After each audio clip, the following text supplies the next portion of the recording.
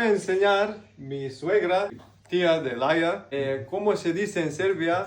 Hola, ¿cómo estamos? Estoy muy bien, ¿vale? Uy. Repita.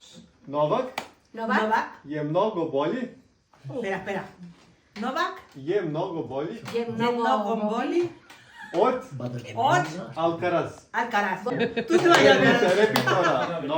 Novak je mnogo bolji od Alcaraz. Alcaraz.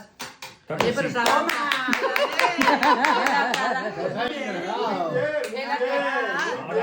Alcaraz es el tenista. Yo no sé que es mejor que Alcaraz, es mentira.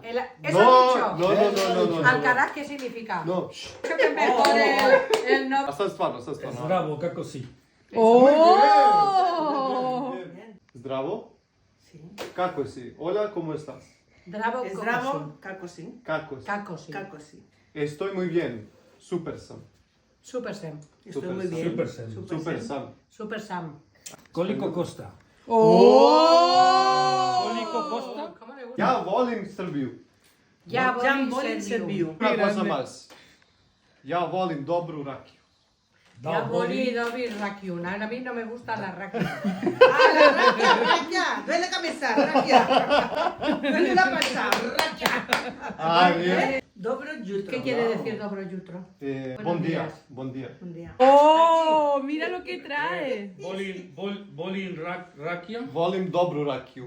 Volim Volin dobru dobro rakiju. rakiju. Bravo. A ver.